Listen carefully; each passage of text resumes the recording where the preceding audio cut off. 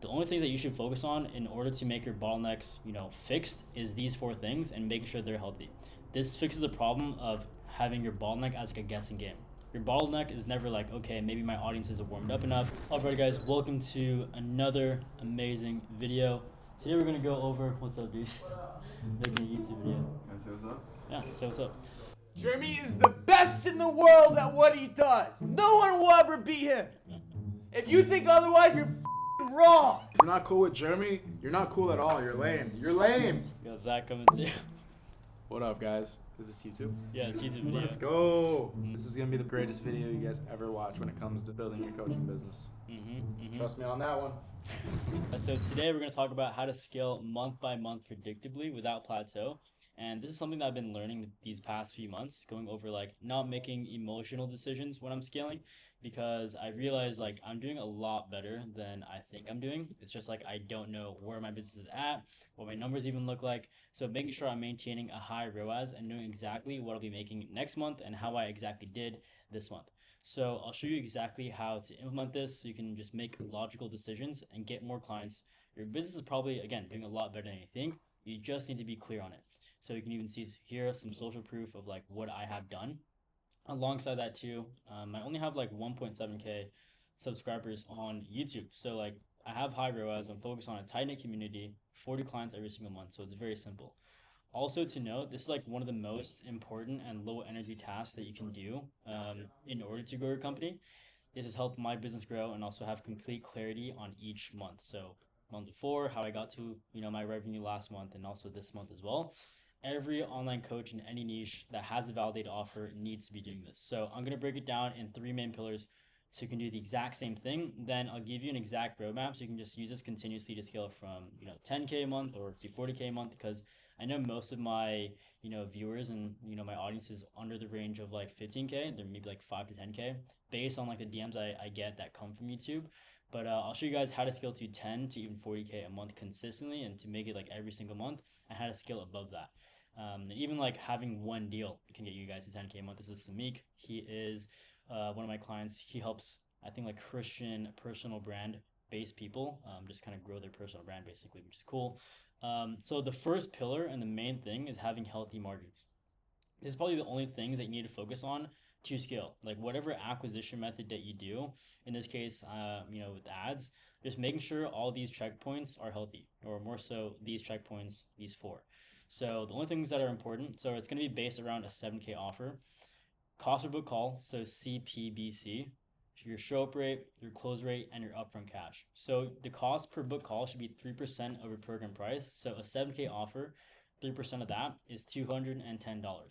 Your show up rate should be 75%, and your cost per live call should be $280. And then your close rate should be 25% or more. So that's one sale out of every 4 calls. And your upfront cash should be 40% or more too. So in this case, $2,800 should be collected on the calls, and then obviously collecting the rest, whether you use split pay or like pay now, and then just like take the most upfront that you can. But with that being said, like all these 4 things, just making sure that all these margins are healthy before you even add in a new funnel or increase your ad spend or do any crazy illogical decisions. As long as these numbers are healthy, then you can increase ad spend. Because if you have a 3% cost per book call, if you have a 75% show up rate, 25% on close rate, you're probably running a very healthy business. Well, I know for a fact you're running a very healthy business. And if these margins are not healthy, then you need to fix these first, and then you can move on to the next step, like increasing ad spend or whatever it may be. So I'll show you an example of a fitness coaching client that I had, and we did the same exact thing. So his cost per book call was $65. His show up rate was actually 69%. So 1 or 2 more calls that show up, you can stay at a healthy margin. His close rate was 39%, and he came on the one-to-one call with me, telling me that he couldn't close any deals. No one was buying his offer, but based on the numbers, like he had healthy margins. And this is what I'm talking about. Like your business is probably doing a lot better than you might think. So yeah, 39% close rate. He thought that was low, but there's big people in the space.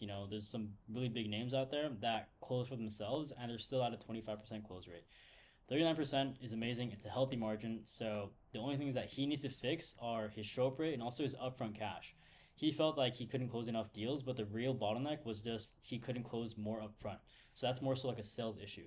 So now that we know what to fix, like the upfront cash, the show up rate, then we can increase ad spend. This fixes the problem of having your bottleneck as like a guessing game. Your bottleneck is never like, okay, maybe my audience isn't warmed up enough. Maybe I need to make more content. Maybe I have to add another funnel. The only things that you should focus on in order to make your bottlenecks, fixed is these four things and making sure they're healthy. Once these are healthy, then you can do, more ad spend and so on. Because if you increase ad spend with unhealthy margins, you're just going to spend way more money, stay at your current profit margin, stay at your current ROAS without really changing much. You could be making way more money if these margins are healthy. So that's the first thing. Now, the second pillar is traffic. So build an actual lead funnel rather than doing heavy lifting outbound.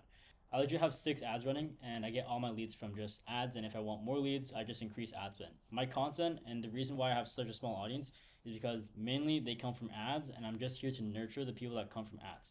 I don't need to go viral or anything like that. My goal business, all I need is 60 to 80 clients every single month. So it's very, very simple.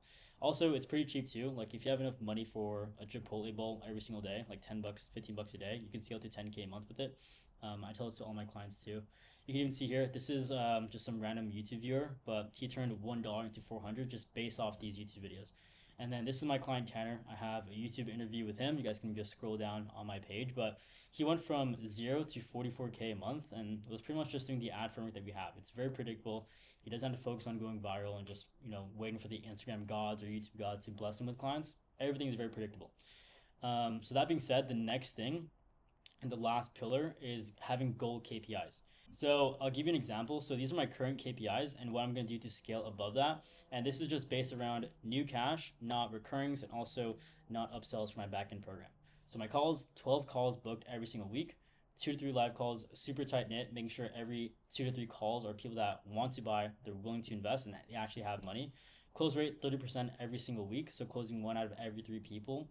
Show up rate 85%. My average cash collected right now is also 40%, so that's 27.20 each month. Units closed, or more so 27.20 is the average cash collected each month. It's not like how much I'm making. And my units closed is 3 to 4 closes every single week. So that's with a 30% close rate and 12 live calls every single week.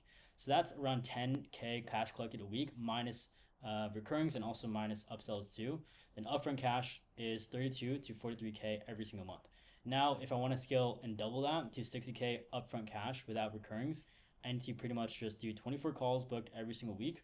And it was 12 before, or right now, 20 calls per week, and it was 12 this month. 6 units closed rather than 3 to 4. So that increases it from 15K cash collected every single week rather than the 10 that I'm averaging right now. So it just gives like a really good understanding of like how much you need to make based on your current KPIs that we've kind of made up right over here. So having healthy margins and understanding your numbers like solves pretty much everything, because I talk to so many online coaches, they're like, I can't close deals, my audience isn't warmed up enough. Then we'll look at their numbers and everything is just like terrible. So just focus on keeping these margins healthy with the current acquisition method that you're using. You're probably doing ads like this as well, since like you guys watch my videos, but keep these in check first and then you can increase ad spend. Maybe do a new school funnel or like make a VSL and then you can do that. But yeah, so that's pretty much the main thing there. And then the main adjustments that I need to do in order to hit 60K upfront cash is double my call booking, increase show up rate efficiency to ensure I have 20 live calls every single month, or every single week rather, and also optimize lead flow and qualification to maintain my close rate. Awesome. So those are the 3 pillars on basically what you need to do to scale it predictably and really just have an understanding of where your business is and how to grow it pretty much like month by month. I'll show you exactly how this worked for me and what I've been doing every single month too.